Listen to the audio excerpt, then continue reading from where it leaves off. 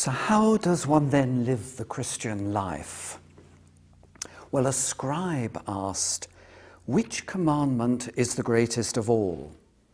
And Jesus answered, "Hear, O Israel, the Lord our God is one, and you shall love the Lord your God with all your heart, and with all your soul, and with all your mind, and with all your strength. This is the first and greatest commandment. And there is a second one that is like it. You shall love your neighbor as yourself." That's to me always been very difficult.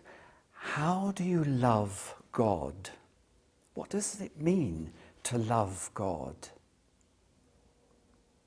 But it's interesting that it there says that God is one. And I've been exploring recently for myself both things scientific as well as things religious.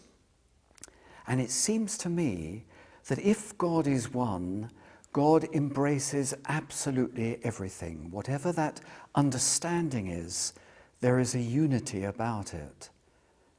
And we can learn from both, and both speak to our experience. So for me now, I would call God the source, the energy, the power, the creative spirit, which is deeply within us. We're made of it, as it were. We're God's stuff. But everything is within it. And so that we have intimations, resonances with that which we call God. And it can happen in a multitude of ways. It does mean, though, that if God is everything, by loving God, we love life. And it means that we live life as fully as possible. Jesus himself said, "I am come that you have life and have life abundantly."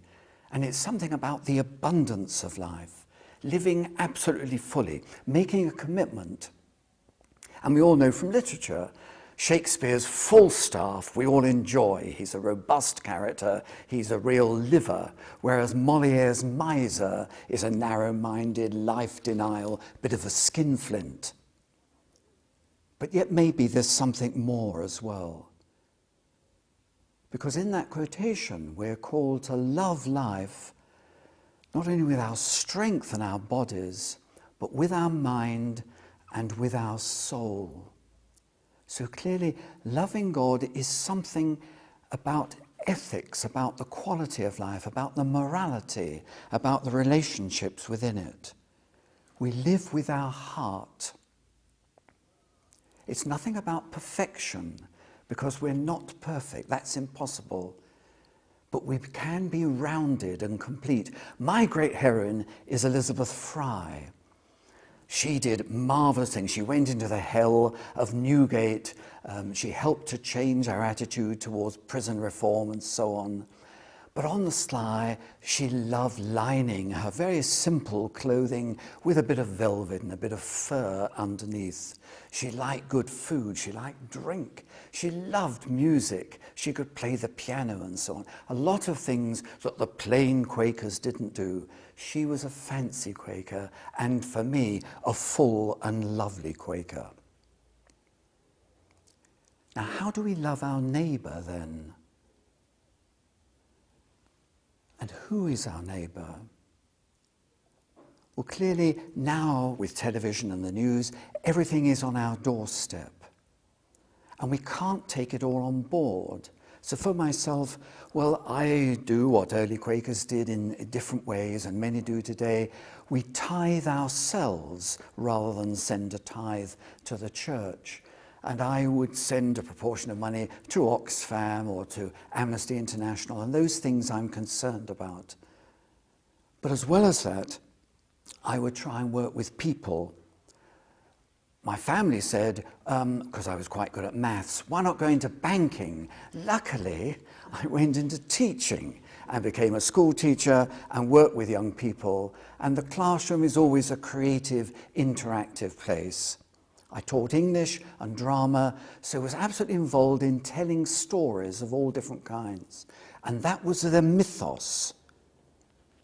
And obviously, for me, recent understandings of science is something to do with the logos, the understanding of what the material world is. But the theatre became a model, because theatre and drama and putting on plays with kids and letting them explore themes for themselves was about shaping experience and making statements for themselves. I became a Quaker, and for the last 20 years have been involved professionally with friends, which is quite rare. And I suppose the final dimension about loving God is loving yourself. And for me, that's about writing, enjoying creating, writing plays, writing librettos, oratorios and so on, but essentially writing song. Donald Swann said, God, the song, is everywhere.